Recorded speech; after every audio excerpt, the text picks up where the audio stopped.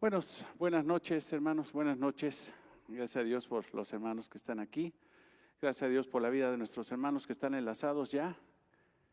Confiamos que muchos de los que no han podido venir han estado tomando las enseñanzas en línea.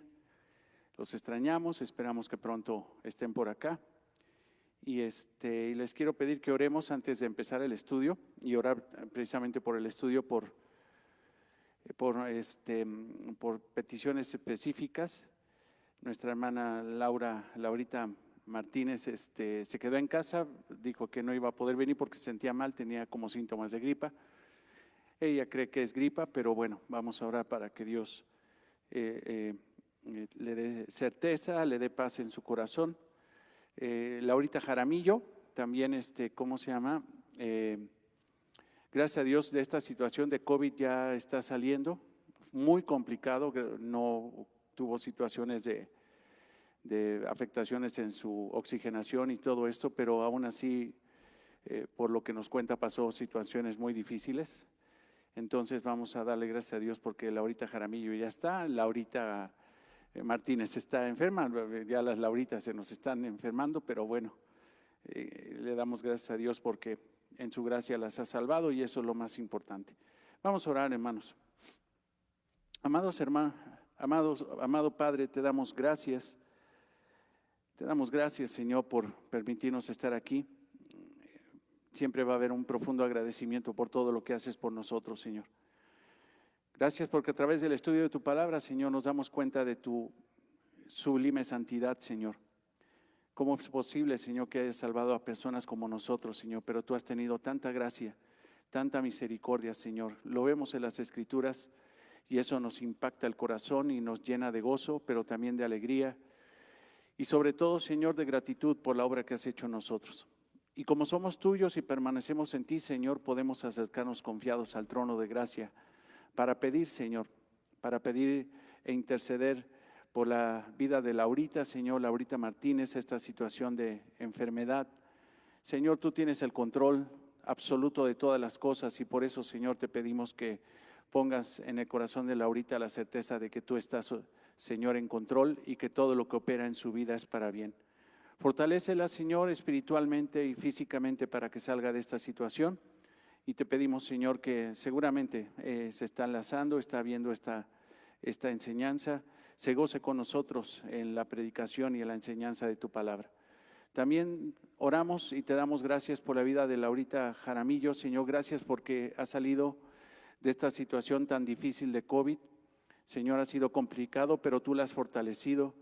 Señor, te pedimos que este proceso, este evento de su vida no sea simple y sencillamente una experiencia, sino sea una transformación de vida. Que ella a través de esta prueba, Señor, haya recapacitado, haya reflexionado, haya, Señor, en tu gracia la haya perfeccionado. Señor, muchas cosas pasan en la vida del creyente cuando vienen las pruebas. Te damos gracias por las pruebas, te damos gracias por la vida de Laurita y te damos gracias porque ha salido con bien y te pedimos que pronto pueda estar con nosotros aquí, Señor, en la congregación. Te damos gracias por este tiempo de estudio. Gracias, Dios, por permitirnos estudiar tu palabra. Abre nuestros corazones, nuestras mentes para que podamos recibir la enseñanza del día de hoy y sobre todo, Señor, vivir la enseñanza que es lo más importante. Para gloria y honra tuya. Amén. Gracias, hermanos, gracias. De verdad, ya estoy orándole a los hermanos en la oración. Perdón, hermanos, perdón. Vamos a Primera de Juan, capítulo 2, versículo 28 y 29, que son los versículos que hemos estado estudiando. Primera de Juan, capítulo 2, versículo 28.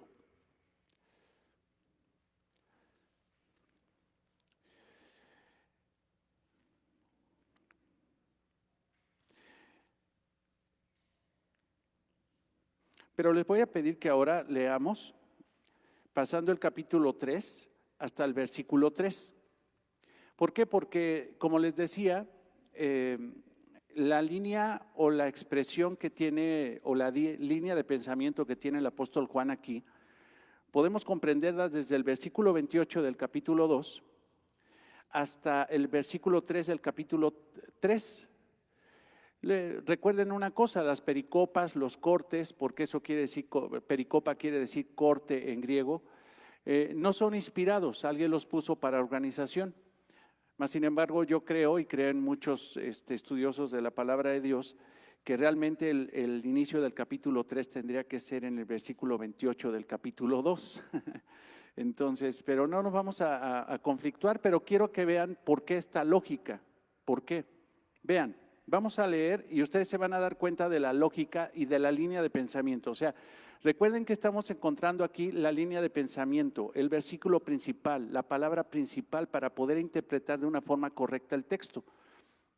Y ahora, hijitos, permaneced en Él, para que cuando se manifieste tengamos confianza, para que en su venida no nos alejemos de Él avergonzados, sino sabéis que Él es justo. Si no sabéis que Él es justo, sabed también que todo el que hace justicia es nacido de Él. Mirad cuál amor nos ha dado al Padre, para que seamos llamados hijos de Dios. Por esto el mundo no nos conoce, porque no lo conoció a Él. Amados, ahora somos hijos de Dios y aún no se ha manifestado lo que hemos de ser. Pero sabemos que cuando Él se manifieste, te fijas, sigue ahí una línea de expresión, de manifestación de hijos de Dios. Sabemos que cuando Él se manifieste, seremos semejantes a Él, porque le veremos tal como Él es. Y todo aquel, ahora ve la similitud que hay con el versículo 28 del capítulo 2. Y todo aquel que tiene esta esperanza en Él, se purifica a sí mismo, así como Él es puro. Ahora te leo el versículo 29, que es el que encuentro con una semejanza impresionante. Si sabéis que Él es justo, sabed también que todo el que hace justicia es nacido de Él. ¿Te fijas? La misma idea, la misma expresión.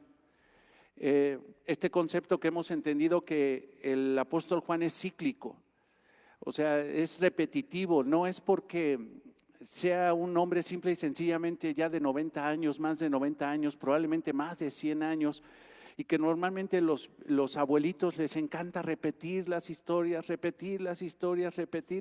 como si nos quisieran dejar un legado de sus pensamientos, de sus historias, de sus anécdotas, y son muy cíclicos. No, es que aquí simple y sencillamente el apóstol Juan perdón, está utilizando una forma de expresión muy hebrea, donde repite constantemente la misma idea para que tenga énfasis el texto.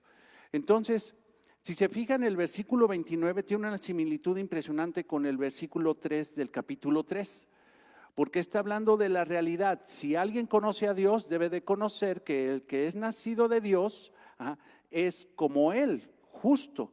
Pero también en el versículo 3 ahora dice algo muy similar.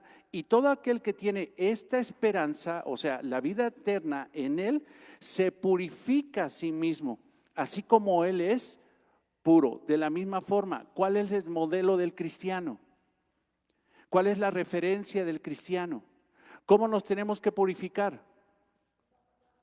Por medio de la palabra, pero aquí lo que nos está diciendo es como Él es puro. Él es nuestra referencia.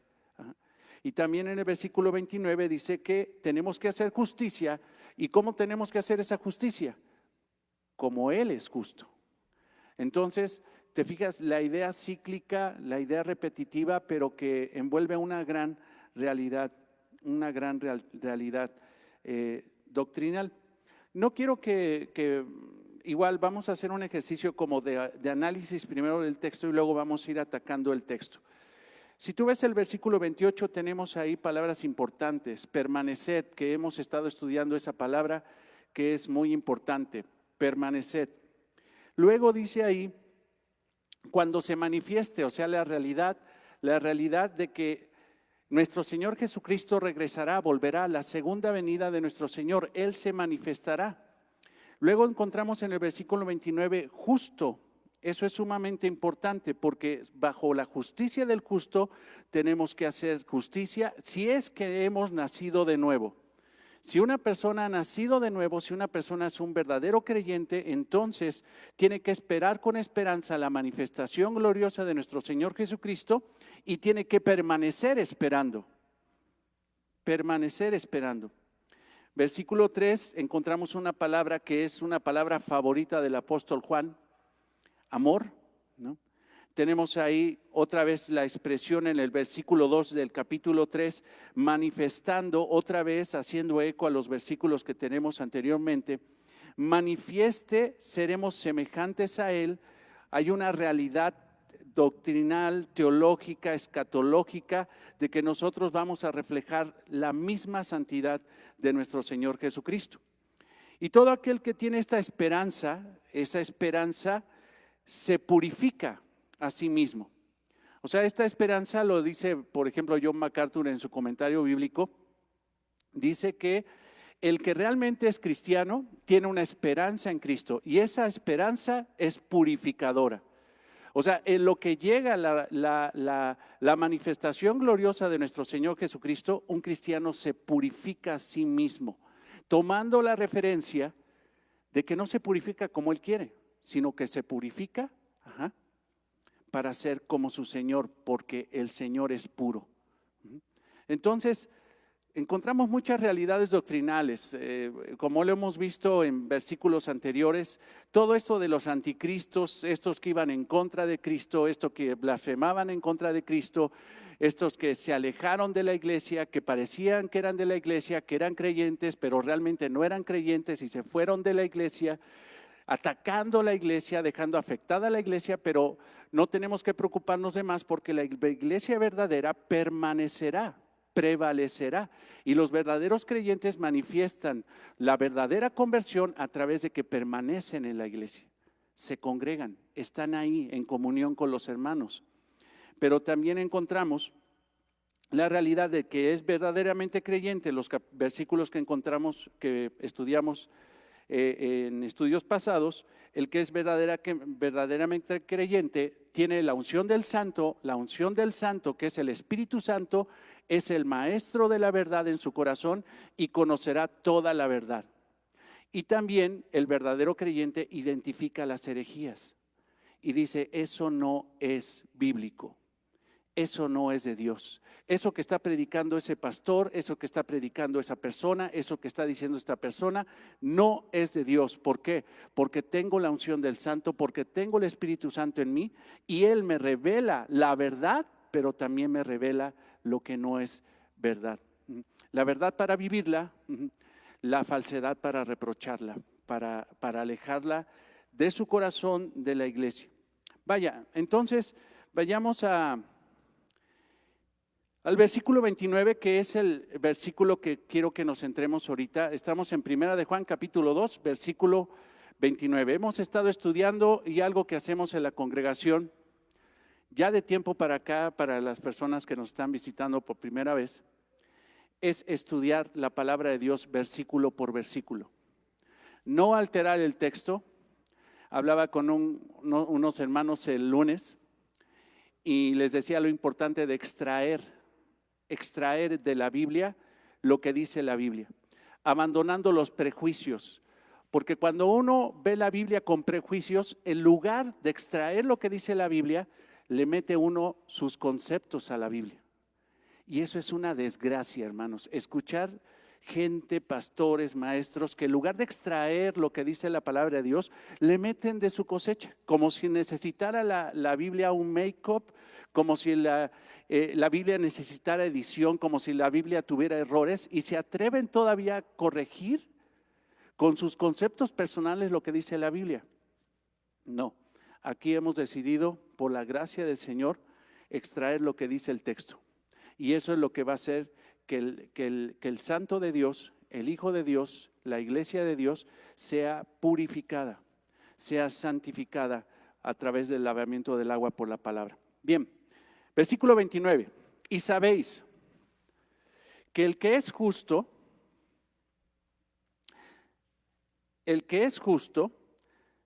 sabe también que el que hace justicia es nacido de él. Y sabéis que el que es justo, sabed también que todo el que hace justicia es nacido de él. Entonces, como decíamos el jueves y creo que el domingo, esas dos palabras, sabed, sabéis y sabed, son distintas en el griego. Recuerden una cosa, los escritos originales de la palabra de Dios están escritos en griego, no en español, están escritos en griego. Y el griego es un idioma muy rico que se tiene que saber interpretar. Y parece que aquí en la Reina Valera 1960 que tenemos todos, parece que sabéis y sabed es el mismo verbo de la misma raíz, pero es totalmente distinto. Sabéis, ese primer sabéis que tenemos ahí es de la expresión huida, iuda, mejor dicho, iuda, que quiere decir conocimiento intelectual. Y el otro sabed es ginosco, conocimiento experimental. Entonces, el primero dice que es un conocimiento intelectual. El segundo es un conocimiento experimental.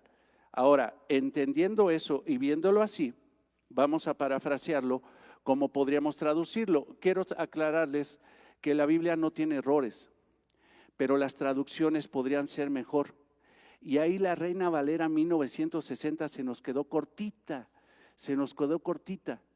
Justamente en la clase que estaba tomando ayer de griego, nos decía el profesor, miren, va a haber ocasiones que simple y sencillamente vas a tener que explicar muchísimo una palabra, muchísimo. Entendemos que las traducciones no se pueden detener a describir lo que dice una palabra, pero en tu enseñanza, en tu predicación, si es necesario, tienes que explicarlo.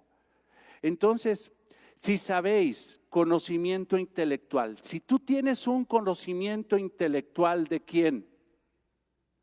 De Dios, de Jesucristo. Si sabéis, si tú tienes un conocimiento intelectual y sabes intelectualmente que Él es justo, entonces tienes un conocimiento experimental, relacional, que todo el que hace justicia es nacido de Él.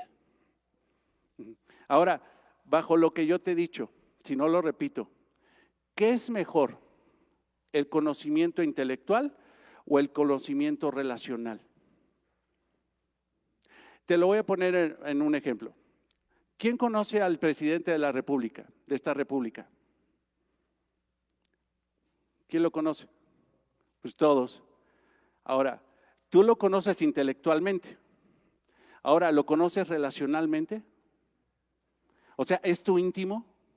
¿Lo conoces también que sabes cómo es Él, la intimidad de su corazón, de sus expresiones, de sus sentimientos, de su carácter?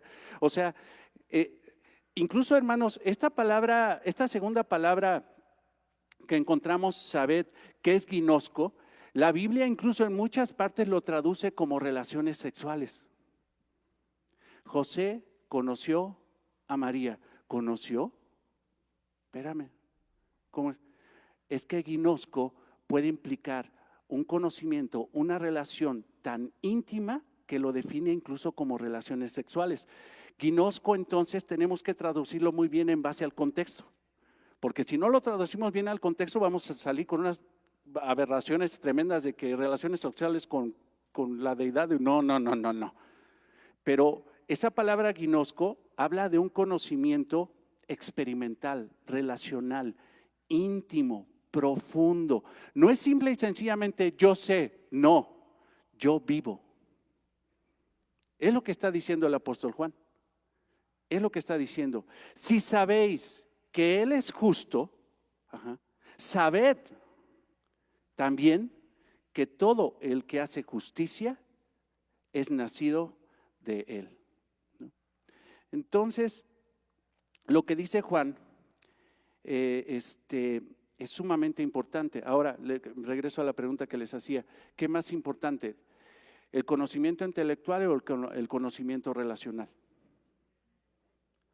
El relacional es lo más importante. Hay gente que conoce la Biblia pero no tiene una relación con Cristo. Hay gente que se sabe los versículos de memoria, hay teólogos que tienen un conocimiento de la palabra de Dios impresionante, mas sin embargo no tienen una relación íntima con Cristo. ¿Por qué? ¿Cuál es la evidencia? O sea, ¿qué traza la diferencia entre el conocimiento relacional, el conocimiento intelectual y el conocimiento relacional? Ahí hay una palabrita, una expresión en este versículo que estamos estudiando. ¿Cuál es la diferencia entre alguien que dice que conoce a Dios a alguien que dice que vive a Dios? Nacido de Él. Si tú no has nacido de nuevo, aunque lo conozcas intelectualmente, no tendrás un conocimiento relacional con Él, nunca. Y por eso el Señor Jesucristo le dijo a aquellos, escatológicamente en un evento futuro, el Señor Jesucristo lo dice: no todo el que me dice Señor, Señor, no todo el que me dice Señor, Señor entrará en el reino de los cielos. ¿Solamente quiénes? Los que hacen. ¿Cómo se define entonces aquellos que realmente tienen una relación vivencial, no experimental, no intelectual? Los que hacen la voluntad de mi Padre que está en los cielos. Y aunque digan que ellos tienen conocimiento y que echaron fuera demonios y que en su nombre hicieron milagros y en su nombre profetizaron, Jesucristo les dirá: nunca os conozco. Nunca los conocí. Ustedes creyeron que nada más con su conocimiento intelectual ustedes tuvieron salvación, pero yo quiero decirles una cosa, y el Señor es claro: a ustedes nunca tuve una experiencia de relación vivencial. A ustedes no los conozco. Apartaos de mí, ¿por qué? Hacedores de maldad. Entonces, eso es sumamente importante, hermanos. El que sabe intelectualmente que Jesucristo es justo, el que sabe esa realidad de que Jesucristo es justo, es bueno, es aprobado, es dikaios en el griego, el que sabe esa realidad debe saber también por relación experimental que todo el que hace justicia es nacido de Él. Ataque, como les decía, a los gnósticos que se habían metido en la iglesia. Los gnósticos decían: ¿sabes qué? Nosotros tenemos una experiencia de Cristo. Nosotros entramos en una éxtasis espiritual y empezamos a entrar en trance y nos sacudimos y nos caemos hacia atrás y empezamos a hablar en lenguas y nos elevamos y tenemos una revelación de Cristo. Y ahora, Cristo, ¿qué crees? Me habló en sueños. Cristo me habló, lo vi ahí en la regadera, ¿no? Ya sabrás. Todavía hay gnósticos hoy.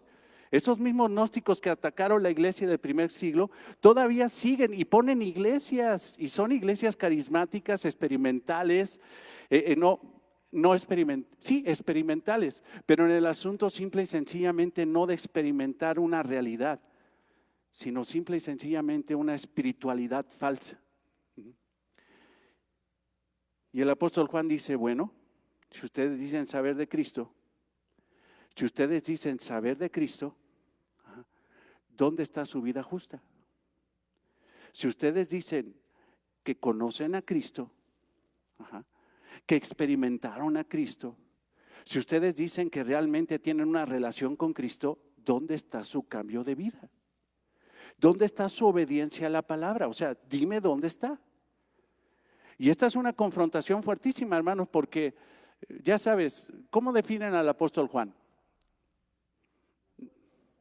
¿El apóstol de qué? Del amor. Y en ese profundo amor el apóstol Juan, y espero que me dé tiempo de explicarles por qué le decían el apóstol del amor y todo esto, pero en ese profundo amor él no quiere que la iglesia esté engañada.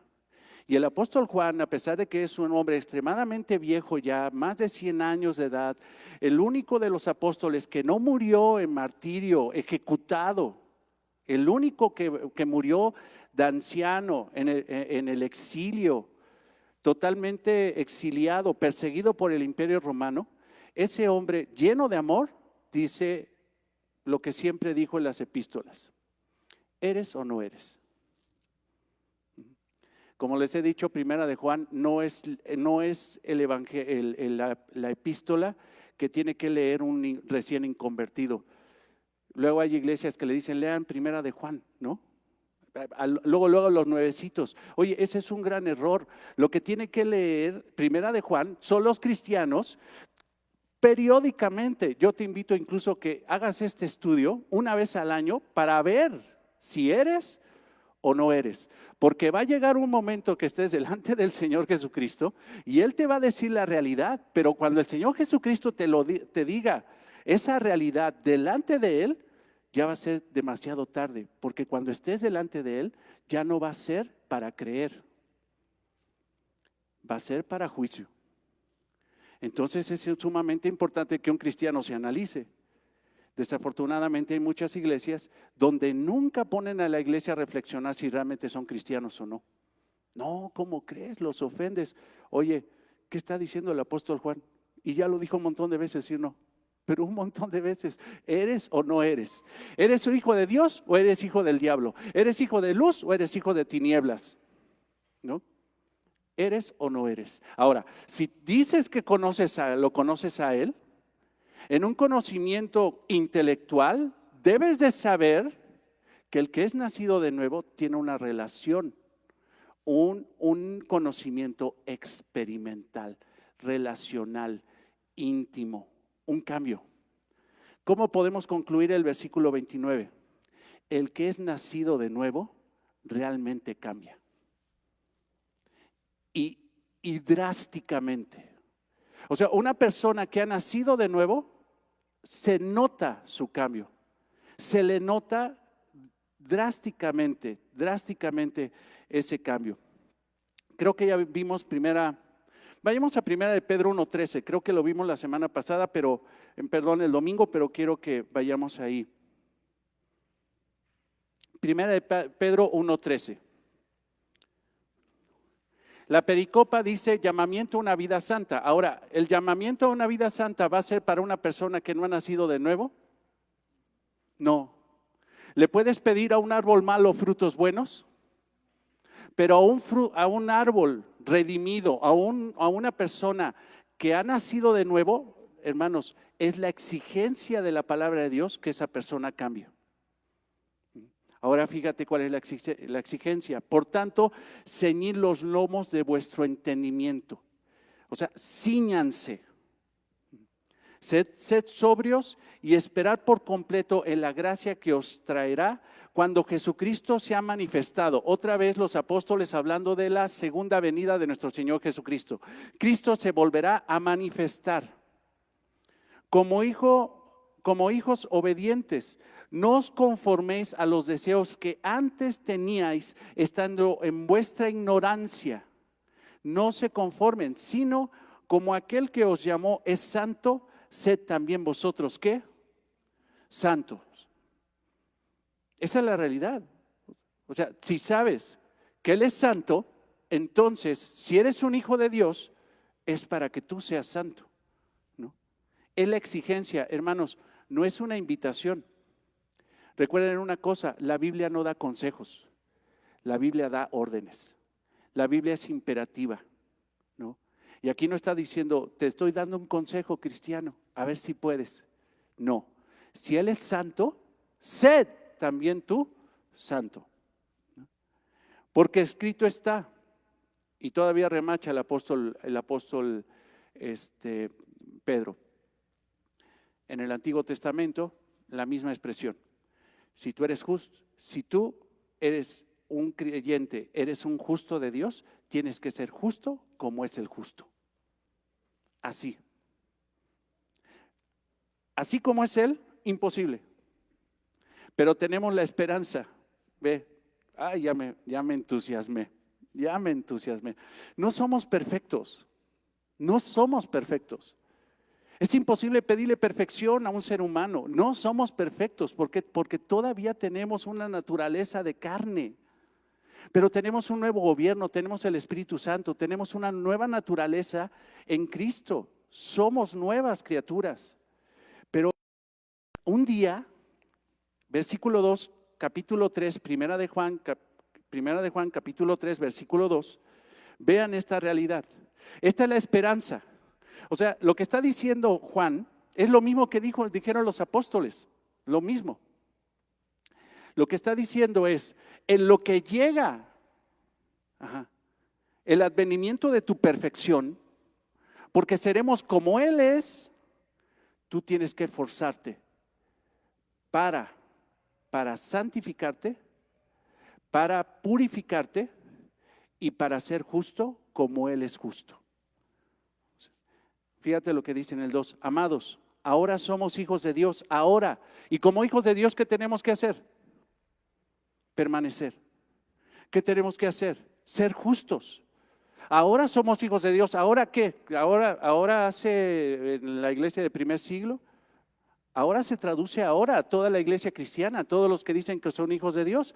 Si tú eres hijo de Dios, lo eres. ¿Pero para qué lo eres? Ahora somos hijos de Dios y aún no se ha manifestado lo que hemos de ser. O sea, aún no se ha manifestado lo que vamos a hacer. ¿Y qué vamos a hacer? Vean esto. Pero sabemos que cuando Él se manifieste, seremos semejantes a Él. Y esa palabra semejantes es, hermanos, iguales, no en sustancia. La expresión se refiere a iguales en santidad. O sea, un día, hermanos, esta iglesia imperfecta, llena de gente imperfecta, va a ser perfecta. ¿Pero cuándo va a ser eso? Cuando estemos delante de Él. Ahorita vamos a esforzarnos para ser lo más justos, lo más limpios. Nos vamos a disciplinar, nos vamos a alinear a la palabra de Dios, pero es una tontería pedirle a la iglesia cristiana que sea perfecta. Ya lo vimos eso de esa doctrina falsa, ¿no? Del perfeccionalismo dentro de la iglesia. Iglesias que dicen, tienes que ser perfecto, 0 errores. No, hermanos, nunca la Biblia ha pedido perfección a un creyente, nunca. Lo que Él le ha pedido es madurez. Y cada vez que encuentre la palabra perfecto en una epístola del Nuevo Testamento, esa palabra perfecto se traduce como maduro. Maduros sí podemos ser, perfectos no. Pero sinceramente nos alineamos a la realidad de que tenemos que ser justos y nos tenemos que purificar a nosotros mismos. Eso es lo que tiene que vivir como creyente. Entonces, versículo 14, perdóname, 1 de Pedro 1:13, 1:15. Sino como aquel que os llamó es santo, sabed también vosotros santos, sed también, vosotros santos en toda vuestra manera de vivir. Porque escrito está, sed santo porque yo soy santo. Porque no puede haber una relación íntima, estrecha, familiar conmigo si tú no eres santo. No puede ser. Gloria a Dios por nuestro Señor Jesucristo, que fue el que hizo que nosotros tuviéramos esa relación con el Padre. Porque si no fuera por Cristo, hermanos, porque Cristo es el santo, no podríamos a través de Él acercarnos ni siquiera al trono de gracia, porque quedaríamos consumidos por nuestro pecado y por la ira de Dios. Pero a través de Cristo nosotros nos podemos acercar y por eso la exhortación a la iglesia es: sed santo porque yo soy santo. Primera de Pedro 1:3. Primera de Pedro 1:3.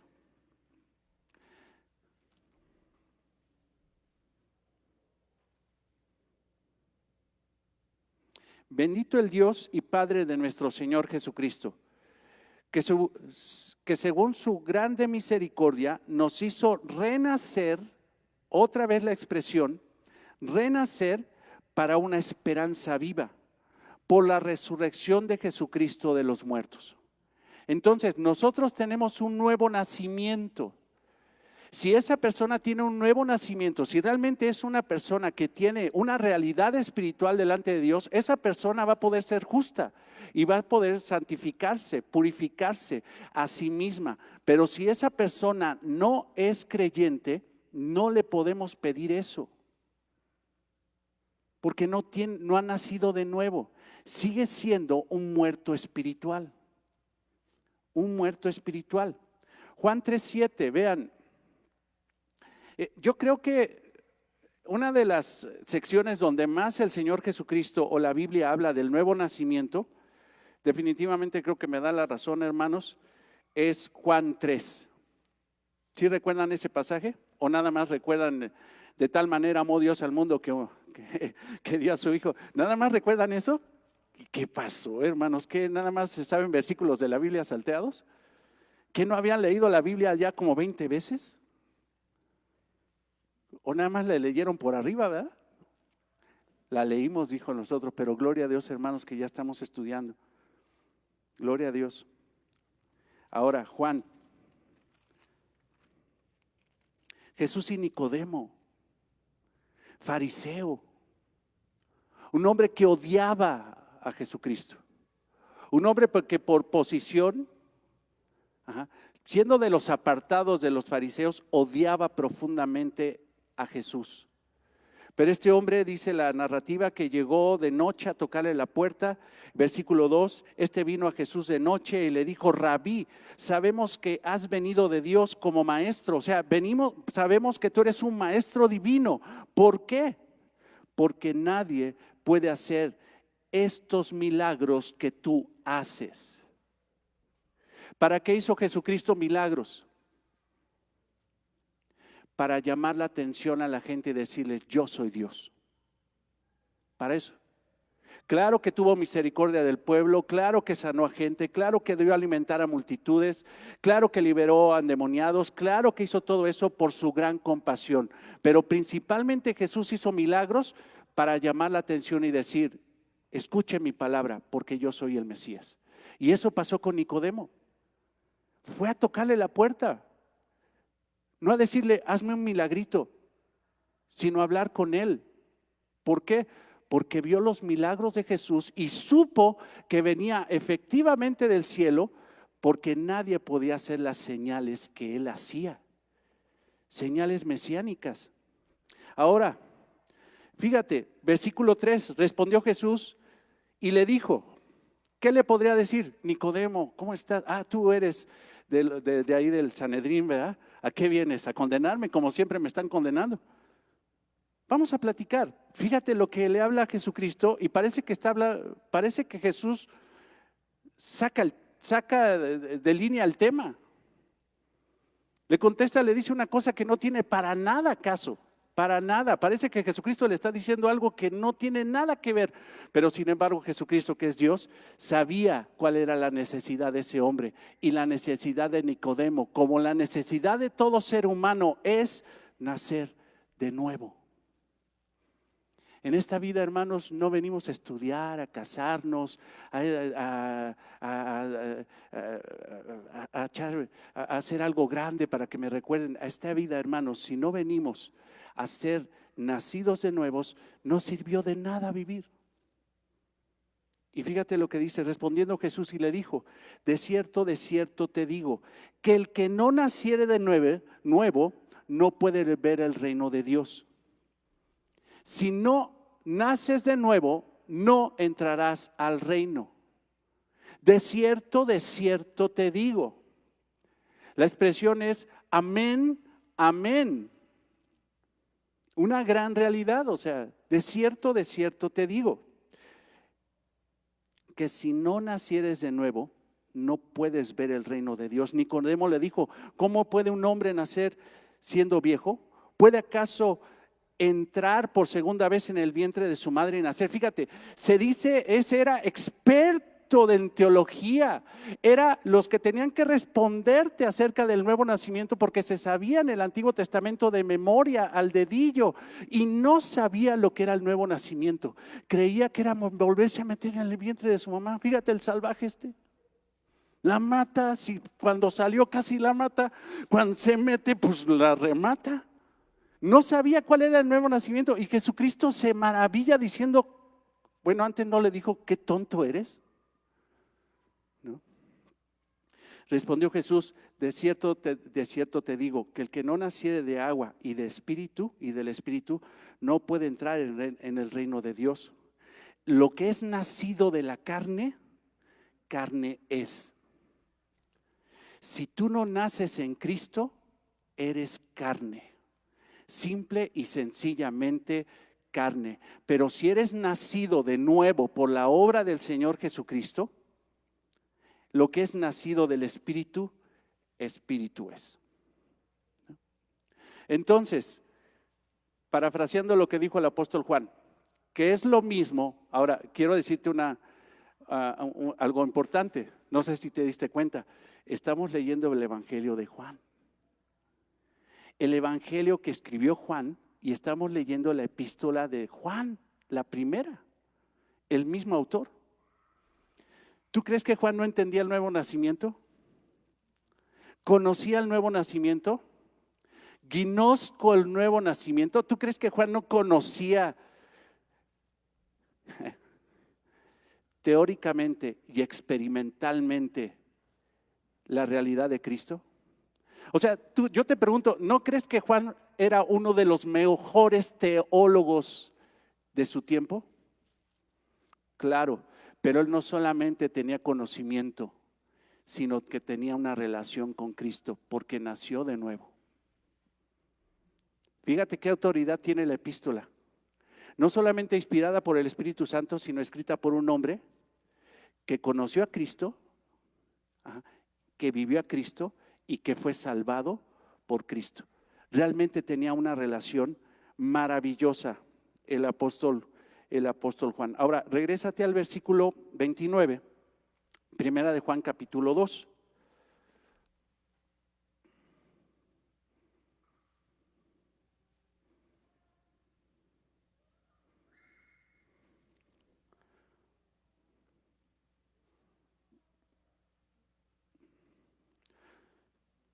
Podríamos parafrasearlo así. Si reconocen que Jesucristo es justo, si reconocen eso, si tienen ese conocimiento, reconozcan también que todo el que practica la justicia es nacido de Él. O sea, toda una persona que practica la justicia. Ahora, yo creo que a lo mejor alguien aquí se puede desviar. Oye, Rey, tú estás diciendo que si una persona no conoce a Cristo, pero es buena onda toda su vida, entonces tiene una relación con el Señor Jesucristo. La respuesta es contundentemente no. Porque déjame decirte una cosa, puede haber gente súper bien portada sin necesidad de ser cristiana. Hijos, te voy a poner ejemplo de un hijo que estudió, que nunca fue respondón, que nunca se metió nada, que nunca se drogó, que nunca tuvieron problemas los papás, que todas las 10 de calificaciones, respetuoso, educado, es más, hasta se casó bien, hasta puede uno suponer que no tuvo relaciones sexuales con la novia y se casó en un altar. ¿Ese tiene una vida justa? Pues en teoría sí, pero la pregunta es, ¿para la gloria de quién lo hizo? ¿Para la gloria de quién lo hizo? Para la gloria de Él. Yo soy bueno, yo soy justo, yo soy santo, yo soy. Ya hasta estoy rapeando así de yo. Sí, Lalo.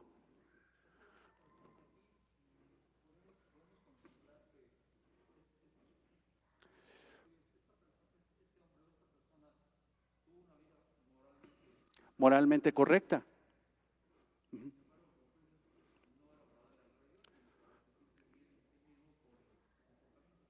Exactamente. Nicodemo, ¿qué era? Fariseo. ¿Y cómo eran los fariseos? Moralmente intachables. Al grado que el Señor Jesucristo dijo en el Sermón del Monte, si su justicia no supera la de los escribas y fariseos, no heredarán el reino de Dios. O sea, la vida de los escribas y fariseos era intachable, pero todo lo hacían para su propia gloria. Y ese muchacho se casó, estudió, ¿para qué? Para su propia gloria, pero no para la gloria de Dios. Nunca le pasó por la cabeza lo que iba a hacer antes de hacerlo, decir, bueno, si me voy a casar, ¿para la gloria de quién lo voy a hacer? ¿Para la gloria mía o para la gloria de Dios? Por eso Jesucristo le dijo a Nicodemo, sí, tú eres muy santo, mano, pero si no eres nacido por mí, aunque creas que por tus obras vas a entrar al cielo, tú no vas a ver el reino si no eres nacido de nuevo. Ahora, sepa bien, sabe bien, entendamos bien que el que tiene ese conocimiento de Cristo, el que practica la justicia, es nacido de Dios. Vayan a Romanos 6:18. El verdadero creyente cambia, hermanos. El verdadero creyente cambia. O sea, hermanos, imagínate cuál es el cambio. Fíjate la contundencia que habla la palabra de Dios. Desafortunadamente, a veces da risa y yo les doy el ejemplo, pero sí es bien desafortunado decir que encontramos marihuanos cristianos, adúlteros cristianos, hombres que están relacionándose con mujeres que no tienen la misma creencia que ellos y se están relacionando y dicen que son cristianos. Alcohólicos, mentirosos, drogadictos, blasfemos, desobedientes a los padres y todavía dicen que son cristianos. En tu nombre echamos fuera demonios, en tu nombre hicimos. Sí, espérate, tantito. No, la realidad no es lo que dices, la realidad es lo que haces. Esa es la realidad. No te engañes a ti mismo. Ve Romanos 6:18. Y libertados del pecado. Esa era la condición que teníamos antes. Viniste a ser siervos de la justicia. Ahora, cuando encuentran esa palabra justicia en la Biblia, muchas veces se refiere a la vida santa que le agrada a Dios, a la vida que imita la justicia de Dios, la vida del justo. Porque Jesucristo, hermanos, no solamente murió en una cruz por nuestros pecados, sino que Jesucristo vivió 33 años, más de 33 años entre nosotros para mostrarnos cómo debemos de vivir para agradarle al Padre. Porque Él fue tentado en todo y nunca pecó. Nunca. Entonces Jesús no solamente por su muerte nos da testimonio de vida, sino también a través de su vida nos da testimonio de cómo tenemos que vivir. Por eso, hermanos, ¿cuál es la referencia para imitar? ¿A quién tienes que imitar si quieres ser justo? A un influencer que está saliendo en la tele, que no, hombre, ¿a ese vas a imitar? Y si te vas a purificar, ¿cómo te tienes que purificar? Procurando ser como ¿quién? Como el puro, como Jesús. Hasta que llegue el momento que estemos delante de su presencia y seremos semejantes a Él. Aquí, hermanos, no lo podemos ser, pero sinceramente nos esforzaremos para hacerlo, ¿no? Lucas 1, 5, 6.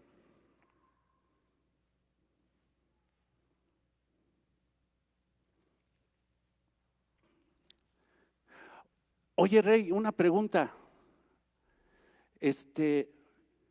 ¿Cómo se salvaron las personas que no conocieron a Jesús? Porque si no crees en Jesús, entonces pues te vas a ir al infierno, ¿verdad? Sí, exactamente. Si no crees en Jesús como Señor y Salvador, si no vas a Cristo en arrepentimiento y fe, no te vas a poder salvar. No vas a entrar al reino de los cielos, como dice el Señor Jesucristo. Si no naces de nuevo y el único que te puede dar nuevo nacimiento soy yo, entonces no heredarás el reino de los cielos. Pero entonces la pregunta, ¿cómo se salvaron los hombres y las mujeres del Antiguo Testamento? ¿Tú crees, por ejemplo, que Abraham fue salvo o es salvo? Sí. ¿Moisés? Pero no conocieron a Jesús. ¿Cómo se salva la gente en el Antiguo y en el Nuevo Testamento? Por la fe. Por la fe el justo vivirá. ¿La fe en qué? En Dios, y la fe y el entendimiento que necesita salvación. La gente del Antiguo Testamento no se llamaban cristianos, se llamaban justos. Y esos justos eran calificados así porque cada vez que hacían un sacrificio de un cordero delante del altar, lo que estaban reconociendo es que eran pecadores y que necesitaban ser perdonados. Y si esos hombres no lo hacían ritualmente, ¿no? Como muchos vienen a la iglesia nada más a cumplir un rito. No, cuando esos hombres llevaban su cordero entendiendo, no por ritual, sino de corazón, entendiendo que necesitaban perdón de pecados, Dios los justificó porque tenían fe. Y Dios ha salvado siempre, hermanos, de la misma forma, por medio de la fe. Así se salvó a Abraham.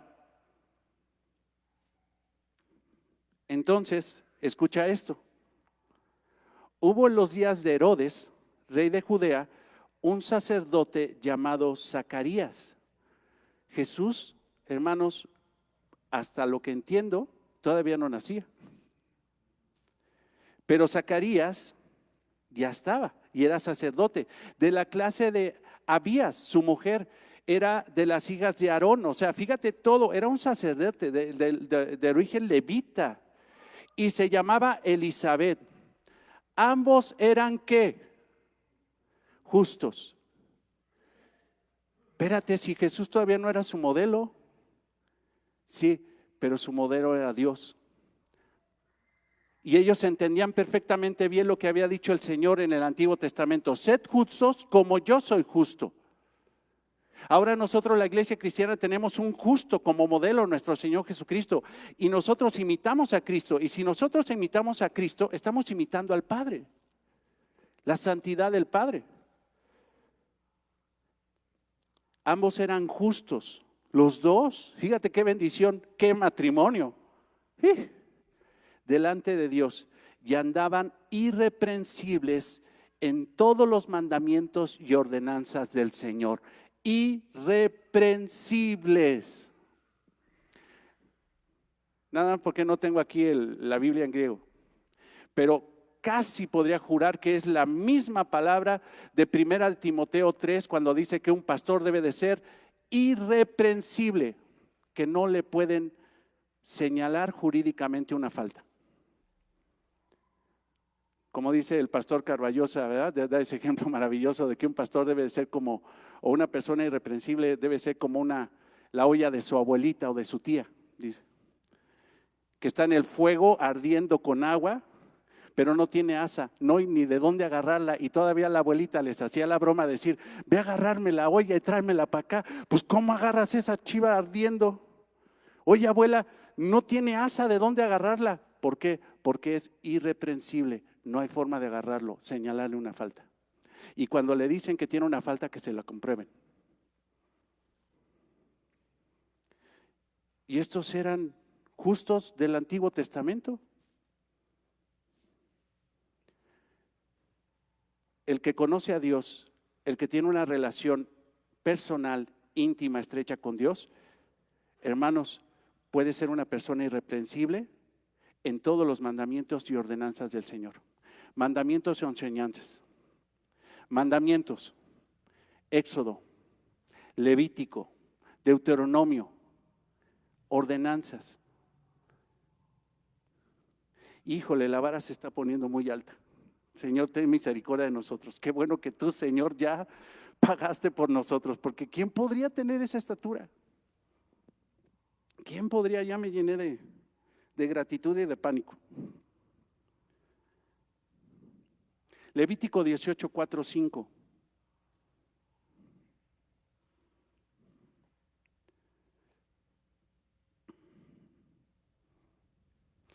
O sea, si dices que eres nacido de nuevo, tienes que ser irreprensible.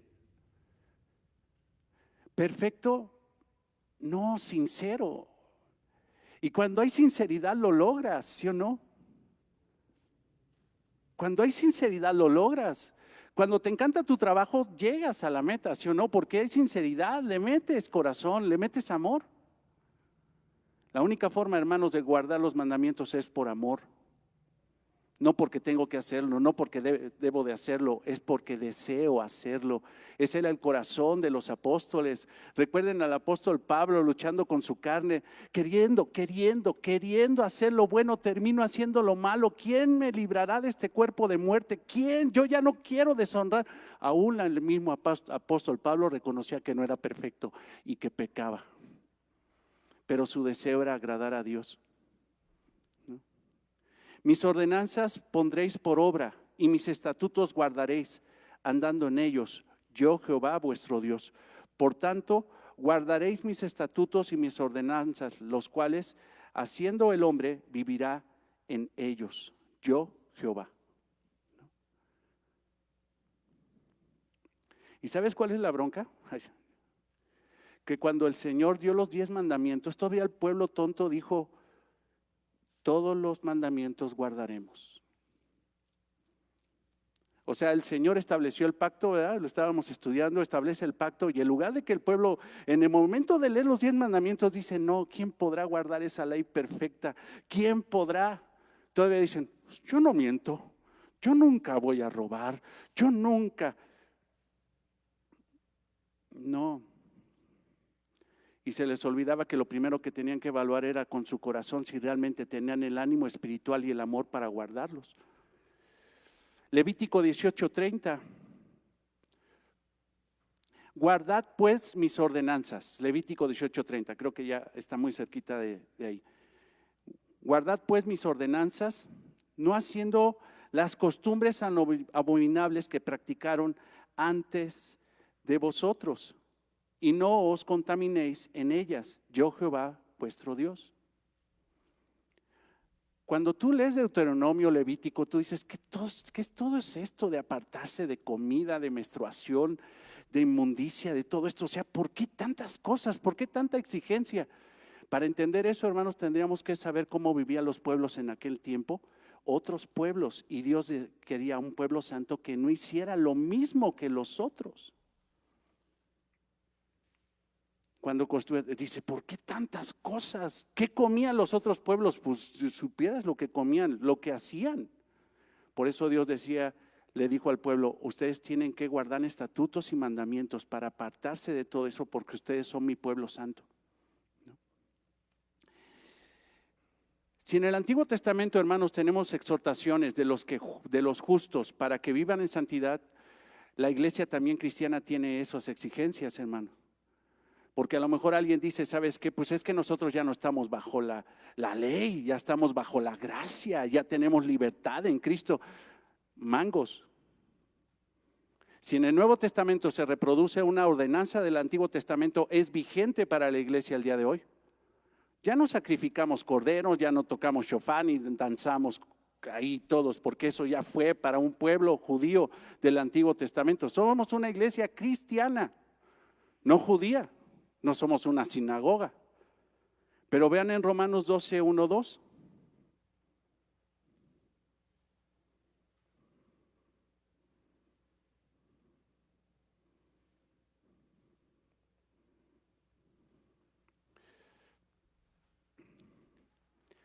Así que, hermanos, los espero, ya estoy muy...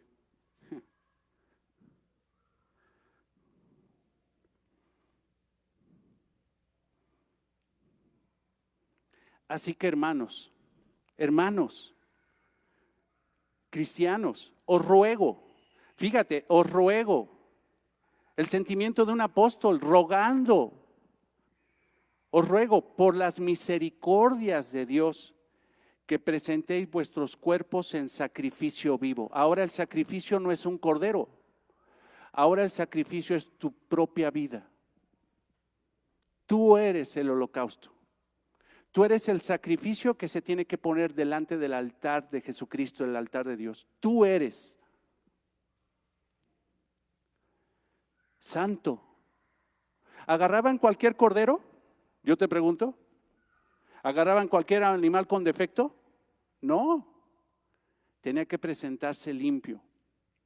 Así como Cristo presentará a su iglesia en Efesios 5, sin mancha ni arruga ni cosa semejante, así tenemos que presentarnos sinceramente, esforzándonos. Recuerden una cosa, hermanos, los cristianos no tenemos ningún permiso para pecar, ninguno. Pero todavía somos pecadores. Y podemos pecar, no por deporte, sino por descuido. Y si un cristiano peca, como dice 1 de Juan capítulo 1, si alguno hubiere, o sea, hasta le hago así, hubiere, ¿qué te pasó? O sea, ¿por qué, hermano, pecaste? ¿Por qué pecaste? Hubiere puntualmente, no cotidianamente, porque los que pecan cotidianamente, esos no son cristianos. ¿Esos qué son? Hijos del diablo. Pero los cristianos, sinceramente, no pecamos. Y si alguno se descuida y peca, abogado tiene para con el Padre, Jesucristo el justo. ¿No? Tiene abogado para con el Padre. ¿No? Así que, hermanos, os ruego por las misericordias de Dios que presentéis vuestros cuerpos en sacrificio vivo, santo, agradable a Dios, que es vuestro culto racional. No os conforméis a este siglo, sino que se produzca una metamorfosis en ustedes. ¿A qué te suena metamorfosis? Pero ¿cómo un cambio, Cristóforo? De oruga a mariposa, man. O sea, de una cosa fea, porque las orugas, la otra vez estaba viendo unas bonitas, pero cuando ves la transformación, la metamorfosis, dices, no, ¿qué tiene que ver esto con esto? O sea, de esto salió esto, no puede ser. Entonces, ¿cómo es el cambio del cristiano? ¿Sabes qué pasa, hermano? Híjole, no te identifican. Ya no te identifican. Te verán la misma cara, pero a lo mejor otro aspecto. Una transformación irreconocible. Al grado que digan, no te pareces en nada a la persona que yo conocí hace 6 meses. Pero si a alguien aquí le dicen, tú no has cambiado en nada y sigues igual o hasta peor, y todavía dices que conoces a Cristo, sabe bien que el que dice conocer a Cristo, justo es como Él es. Entonces, no os conforméis a este siglo, sino transformaos por medio de la renovación de vuestro entendimiento, para que comprobéis cuál es la buena voluntad de Dios, agradable y perfecta. Es que la voluntad de Dios es agradable y perfecta. Pues si tú no tienes transformación, nunca sabrás de eso. Y todavía dice, es que si no hay transformación, nunca vas a corroborar, porque dice corroborar. Para corroborar algo, ¿qué tengo que hacer primero? Transformaos. Y si no te transformas, nunca corroborarás eso. Nunca. Entonces, si sabéis que Él es justo, sabed también que todo el que hace justicia es nacido de Él. ¿Te fijas? Fácil, creo que ya lo entendimos. ¿Y cuántas veces pasamos por este versículo y nada más pasamos por arriba? Te aseguro que si tú estuviste aquí al pendiente, en una semana te pregunto de este versículo y lo vas a saber explicar. Porque tuviste el interés de escudriñar el versículo. Juan dice que si hay una vida justa, conforme a Dios, entonces la causa, vida justa conforme a Dios. Hermanos, el que define la justicia no eres tú. Imagínate los 10 mandamientos redactados por ti.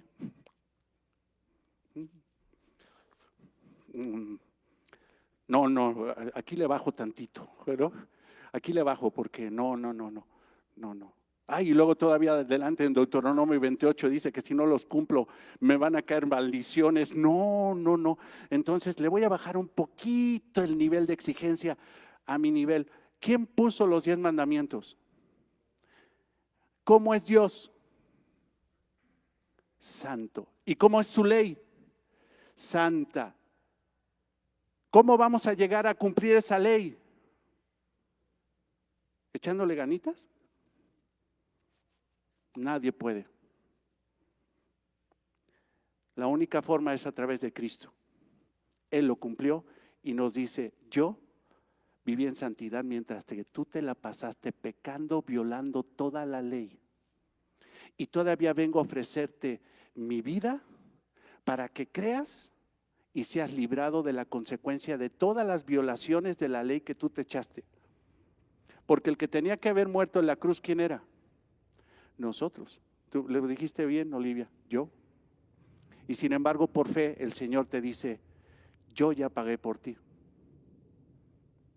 Fíjate qué obra. Nada más es creer. Es creer. Entonces, una vida justa conforme a Dios, no conforme al hombre, porque ya sabes, ¿no? Vas y le preguntas a la gente, oye, ¿tú has pecado? ¿Tú eres pecador? No, pecador no. No. Bueno, soy una persona buena que de repente hace cosas, pues, malas. Pues ya nada más por esa que hiciste mala, por una sola, ya mereces el infierno. Delante de la justicia de Dios. Entonces, ¿quién podrá salvarnos? La fe en Jesucristo es lo único que salva.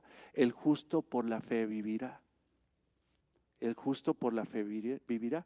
Juan dice entonces que si hay una vida justa conforme a Dios, entonces la causa es que hay un nuevo nacimiento interior. O sea, si una persona puede practicar la justicia, es que por dentro pasó algo. Una transformación, una metamorfosis. Andad en el espíritu y no satisfagáis los deseos de la carne. Una metamorfosis. Pero de veras, o sea, amigos, hermanos, hermanas, los que están viendo por internet, no te engañes. Un cristiano cambia y radicalmente. No lo identifican. Y si alguien todavía aquí es cristiano y todavía sigue con situaciones pasadas, de actitudes pasadas, ten cuidado, porque una sola práctica cotidiana de ese pecado, a lo mejor cambiaste un montón, porque luego pasa eso. Pero dejé de tomar. No sabe, yo era un borrachazo tremendo, yo era un bien verdadero borracho y mire, nada más conocí a Jesucristo y dejé de chupar, mire, así. ¿Y eso es lo que define tu cristianismo? Nada más de que dejaste de tomar. Pero ¿cómo está tu corazón? Porque si quieres dejar de tomar, vete a un grupo AA, que te una sesión de hora y media de puras peladeces. Y pues ya con eso ya de veras que los alejan. Y sí hay mucha gente que ha dejado, pero tú defines tu cristianismo en base a que dejaste un pecado. Pero el cristianismo no está basado en dejar un pecado. El cristianismo está basado en una transformación del interior. La otra vez platicaba con un grupo de hermanos el viernes y hay hermanos que dicen, yo ya no le pido perdón a Dios porque ¿qué cree? Ayer, o sea, hoy es miércoles, ¿no? Ayer hice un recuento de los daños y ¿qué cree? No pequé, de veras, por esta. De veras. No hice, mire, de veras, no hice nada malo. Entonces al otro día pues oré y no le pedí perdón a Dios. Pues ¿de qué le pido perdón? Oré el Padre Nuestro y omití la parte de los pecados. ¿Tú qué piensas de eso? ¿Por qué le pedimos a Dios perdón todos los días? Porque somos pecadores. No por lo que hacemos, sino por lo que todavía somos. Pero llegará el momento glorioso, en el advenimiento, en la segunda venida de nuestro Señor Jesucristo, donde Él nos lleve delante de su presencia. Y en ese momento, hermanos, en la transformación, en la glorificación del cristiano, donde Jesucristo una el cuerpo glorificado y el alma redimida del creyente, lo unirá ¿para qué? Para que esa persona sea, ese ser, sea semejante a Jesús.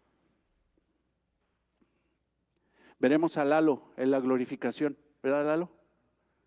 Y no nos postraremos delante de ti porque parecerás que es un esplendor maravilloso que dices, ¿qué pasa? O sea, ¿es ángel o es un ángel o es Lalo?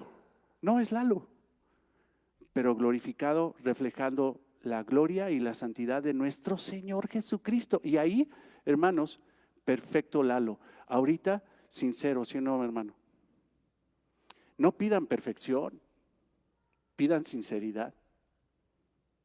Y se los he dicho, el sincero dice, Señor, quise guardar tu ley, pero te fallé, perdóname, no me justifico, perdóname y ayúdame, santifica mi vida, límpiame, Señor. Un Salmo 51, ¿no? Límpiame con hisopo y seré limpio, sinceridad. Pero el que no es salvo, ¿qué va a decir? Ay, ¿a poco eso es pecado? ¿No? No, bueno, espérame tantito, déjate explico. O sea, ve la presión que tengo social. ¿No? Santiago 2:20.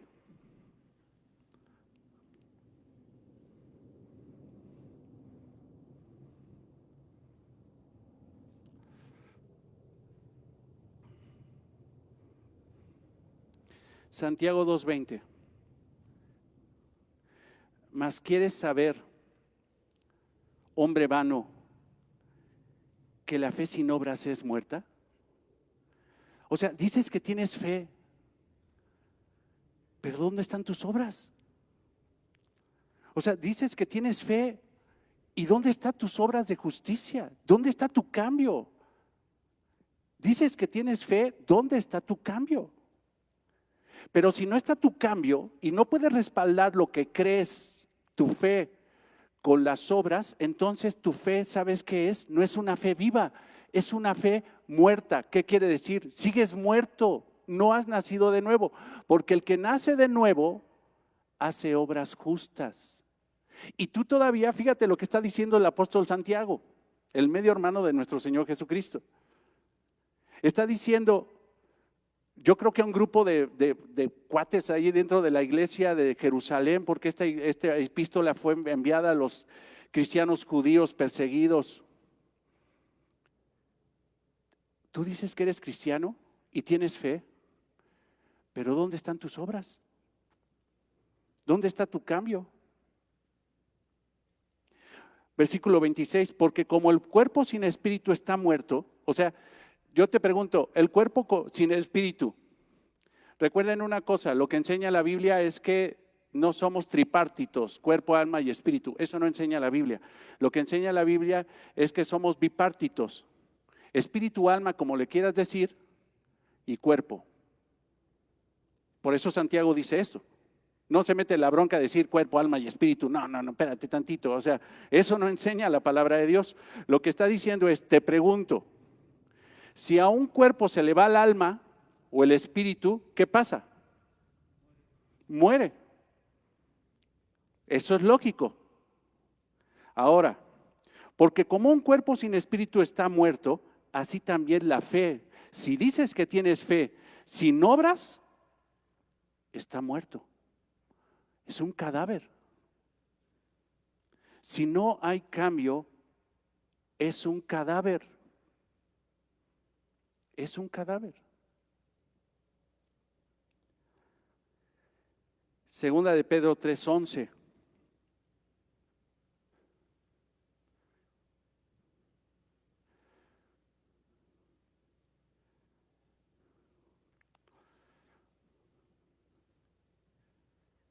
Segunda de Pedro 3:11.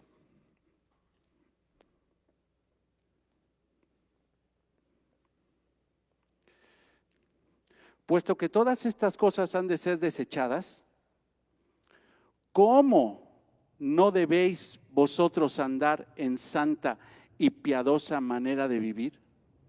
Es más, ni le di el énfasis porque sonó como pregunta. ¿Cómo entonces? Exclamación. O sea, si ya todo eso pasó y tú tienes una nueva naturaleza, entonces, ¿dónde está el cambio? ¿Dónde está el cambio en los matrimonios que está aquí? O sea, dime dónde está el cambio. ¿Sabes qué? O sea, ¿cuántos años tienes de matrimonio? ¿Cada vez se parece más a Cristo ese matrimonio? ¿Cada vez refleja más el Evangelio? O sea, ¿realmente hay un cambio? Que tus hijos digan, no sabes. O sea, un cambio. Irreconocibles.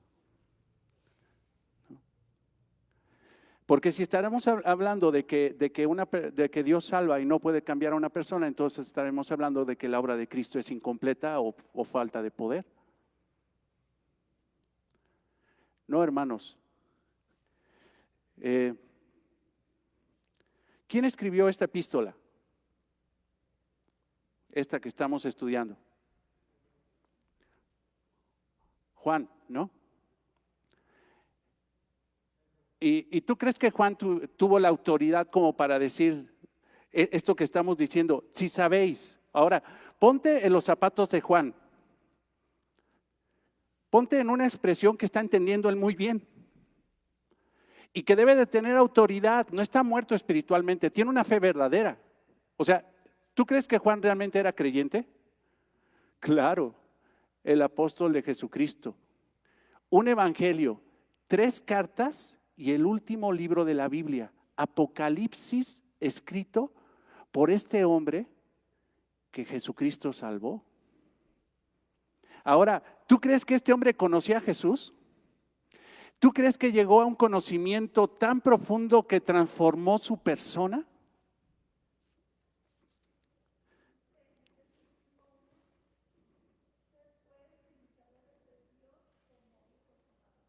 Así es. La persona que más habló del amor de Jesús fue Juan. Ve cuántas veces cita Juan en su evangelio el amor de Cristo. Ve cuántas veces cita el amor de Dios, Juan, en sus epístolas. ¿Cuántas veces? ¿Cómo era Juan? No me voy a meter ahorita porque ya nos falta 10 minutos, pero por eso leímos ese libro. ¿Te acuerdas de, si alguien quiere profundizar en el conocimiento de cómo eran los apóstoles de Cristo, la historia de cada uno? Les recomiendo que el domingo se acerquen a la mesa y si no estuviera el libro, pídelo. 12 hombres comunes y corrientes que transformaron el mundo. 12 hombres comunes y corrientes de John MacArthur. Excelente libro, de los primeros que leímos aquí en la iglesia. ¿Cómo le llamaban a Jacobo y a Juan? Jacobo era el mayor y Juan era el menor. Juan probablemente cuando fue llamado por Jesucristo tenía 15, 16, 17 años. Era un chamaco, era un adolescente, Juan. Los hijos del trueno. ¿Por qué les decían así? Porque eran unos verdaderos gandallas. Eran tremendos. Juan era extremadamente violento, egoísta, egocéntrico, protagonista. Era de lo peor. Marcos 9:38.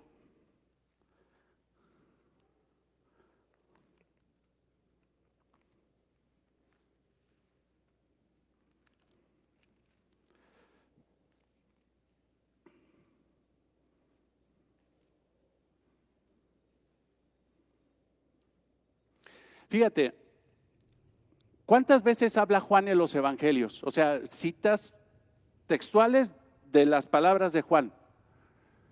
¿Cuántas veces? Una vez y solamente aquí. Una vez y solamente aquí.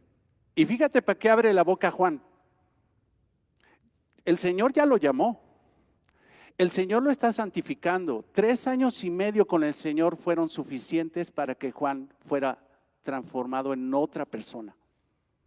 Pero fíjate, Juan le respondió diciendo: Maestro, hemos visto a uno que en tu nombre echaba fuera demonios, pero él no nos sigue, no es de los 12, no es los que estamos aquí. y se lo prohibimos. ¿A qué te suena eso? ¿En el nombre de quién estaba echando los demonios esa persona? ¿En el nombre de Belcebú? En el nombre de Jesús. Y Juan, ¿qué está mostrando? Era sectario. Solamente nosotros podemos hacer eso. Nosotros somos la mejor iglesia del mundo, tenemos el mejor pastor. Nosotros solamente. Y si no están con nosotros, entonces no. Y se los prohibimos. Todas las demás iglesias están mal, solamente nosotros. Sectarismo. Pero Jesús le dijo, no se lo prohibáis, porque lo está haciendo en mi nombre. ¿Cómo era Juan entonces? Un hijo del trueno, un sectarista, un egoísta. Lucas 22-24, nada más para que veas cómo era Juanito. El famoso Juan. Lucas 22-24.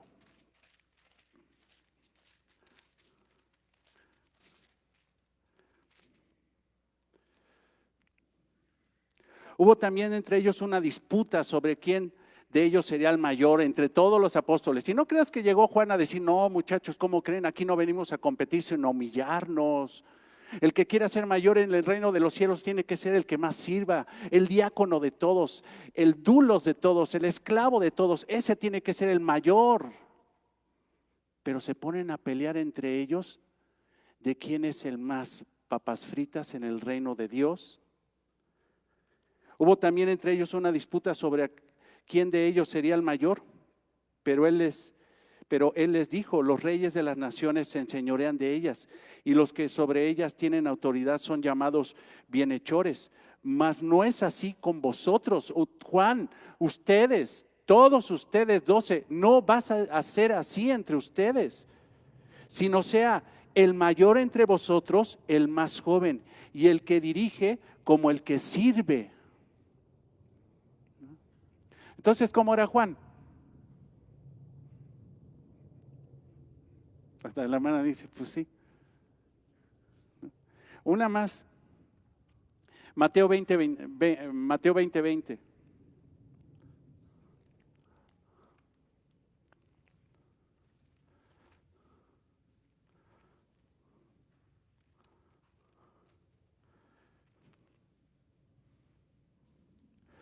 Petición de Santiago, Jacobo. Acuérdate que Jacobo, transliterado en latín, es Santiago, ¿no? Luego te platico por qué pasó de un lado a otro. Es muy interesante, es hasta chistoso la forma como se transliteró Jacobo a Santiago. Entonces se acercó la madre de los hijos de Zebedeo. ¿Quién? La mamá de Santiago, la madre de Juan. Postrándose ante él y pidiéndole algo. Él le dijo, ¿qué quieres? Ella le dijo, ordena que en tu reino se sienten estos dos hijos míos, el uno a tu derecha y el otro a tu izquierda. Ordena que estos mis hijitos, uno esté a tu derecha o dos a tu izquierda. Yo creo que Juan dijo, no, yo soy el menor, me van a poner a la izquierda, pero pues no le hace, aunque esté a un lado del Señor en el reino gobernando, ya me tocó. Y más adelante aclara, hermanos, que los hijos fueron los que mandaron a la mamá. ¿Cómo era Juan? Protagonista, sectario, egoísta, quería ser el mayor sin servir.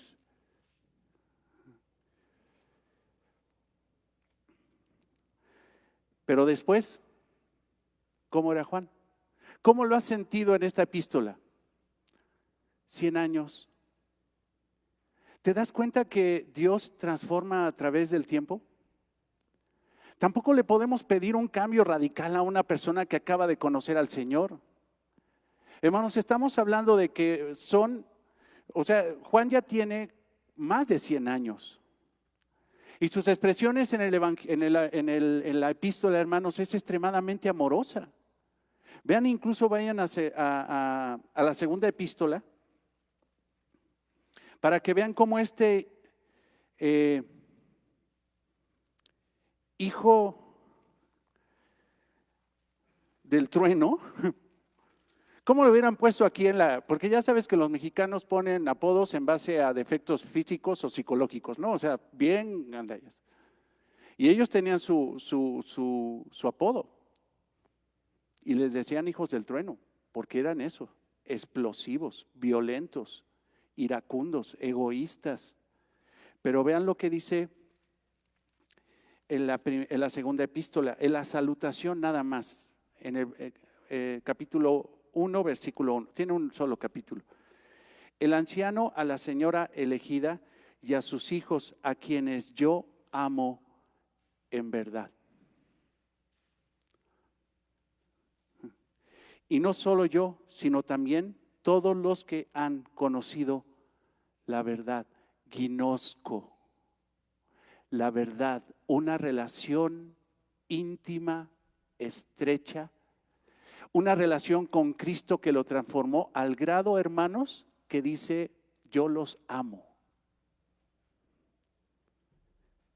¿A cuántas personas le dices yo te amo?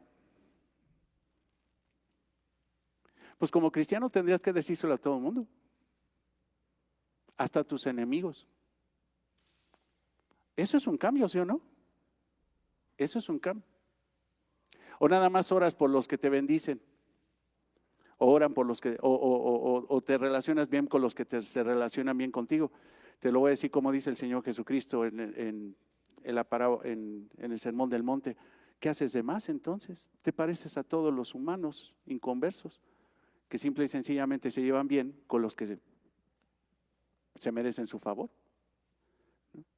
Ahora, te pido que vayas por último a Juan 21:20.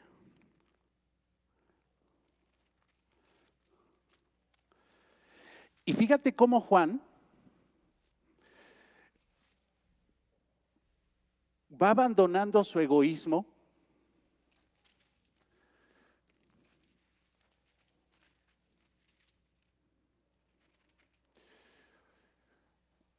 y ve cómo se refiere en tercera persona a sí mismo. A ver, yo te pregunto una cosa, si te dan la oportunidad de escribir una epístola para que sea publicada en la Biblia y que tú la vas a escribir, ¿cómo empezarías la introducción? Yo, Raimundo,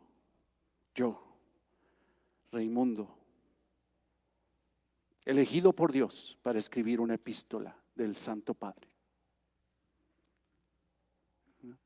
Y fíjate cómo Juan, que escribió este evangelio, ¿cómo describe? ¿Cómo se describe a sí mismo? Volviendo Pedro, vio que seguía el discípulo a quien amaba Jesús. ¿Quién es ese? Es Juan. ¿Por qué no dijo yo Juan? ¿Por qué? ¿Qué crees que está pasando ya en el corazón de este hombre? Humildad. Ahora, ¿por qué dice el discípulo a quien amaba Jesús? ¿Por qué? ¿Tú crees que está diciendo Juan, yo, Juan, el discípulo que no sabes cómo me ama Jesús? O sea, porque yo soy su príncipe, yo soy su princesa de Jesucristo. O sea, Dios me ama y tiene un plan maravilloso para mi vida. Wow, o sea, ¿cuánto me ama el Señor? ¿Tú crees que está diciendo eso? Un verdadero creyente no dice eso. Porque si sabe de dónde lo sacó el Señor, lo que tendría que decir es lo que está diciendo Juan. El discípulo que asombrosamente, y no sé por qué, Jesús amaba. No sé por qué me amó. Cuando yo era un hijo del trueno, cuando yo era un rebelde, cuando yo era esto, Él me amó y con su amor me transformó. Me transformó. Entonces, hermanos, Juan no está hablando de como aquellos que te echan la Biblia y ya, pues ahí vívala y yo no la vivo. Él está diciendo de carne propia, dice, si algo conozco es a Jesucristo. Tengo conocimiento intelectual, claro. Dice, pero ¿qué creen? Mi conocimiento va mucho más de lo intelectual. Dice, yo lo conozco relacionalmente. Al grado, hermanos, que muchos definen la vida de Pablo con esas palabras que están acá atrás. Fue un apóstol lleno de gracia y verdad. Entonces, hermanos, pues sigamos con el estudio. Nos quedamos en esos versículos, pero reflexionemos, hermanos. La pregunta es, ¿qué tanto has cambiado? ¿Qué tanto has cambiado? Te pido y te reto a que hagas algo. No le preguntes a la gente de la iglesia cuánto has cambiado. Pregúntale a tus compañeros de trabajo, pregúntale a tus hijos, pregúntale a tu esposo o a tu esposa, a la gente que te conoce muy bien si realmente hay un cambio radical en tu forma, si realmente tenemos un cambio radical. Si realmente no lo tenemos, hermanos, preocúpate, porque probablemente no conoces al Señor. Porque el que conoce al Señor, hermanos, cambia. Amor, gozo, paz, paciencia, benignidad, bondad, fe, mansedumbre y templanza. El carácter de Cristo en esa persona.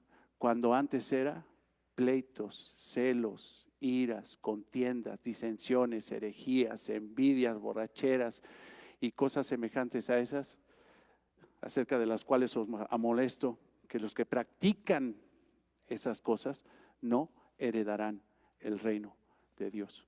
Pero gloria a Dios, hermanos, que no somos perfectos, pero sinceramente hemos cambiado. Y dicho sea de paso, antes de que me cuelguen ya, esta iglesia ha cambiado mucho. Esta iglesia, yo te lo digo, ha cambiado mucho por la pura gracia del Señor. Amado Cristo, te damos gracias por este tiempo de estudio. Gracias, Señor, por permitirnos estudiar tu palabra, y te pedimos, Cristo, que nos permitas vivirla, Señor. ¿De qué sirve conocer la doctrina, Señor, la palabra, si esa palabra no transforma nuestros corazones? Pero la evidencia más grande, Señor, de que hemos entendido tu palabra es que ha transformado nuestro corazón, Señor. Y eso lo puede palpar cualquier persona a nuestro alrededor. Señor, te pedimos perdón por nuestras imprecisiones, por nuestros pecados. No nos gusta, Señor, fallarte, mas sin embargo, eventualmente, Señor, por descuido lo hacemos. Pero confiamos tanto en la obra tuya, Señor, que tú nos purificas, nos santificas, nos perdonas, Señor, nos levantas de nuevo para proseguir, Señor, a la meta, para que un día, Señor, en ese glorioso destino que tendremos todos los creyentes, estemos delante de tu presencia, con el gran galardón, Señor, y la gran bendición de reflejar tu santidad en plenitud. Te damos gracias, Señor, en el nombre de Cristo. Amén. Amados hermanos, nos vemos el próximo domingo, 8:30 de la mañana, ya lo saben. También para los hermanos que se enlazan, a las 8:30 del domingo estaremos siguiendo con el estudio de la epístola de Primera de Juan. Bendiciones, hermanos. Amados hermanos, oramos por los alimentos. Señor, te damos gracias por estos alimentos que pones en esta mesa, Señor. Gracias porque reconocemos que vienen de tu mano preciosa. Y también, Señor, te damos gracias por nuestros hermanos que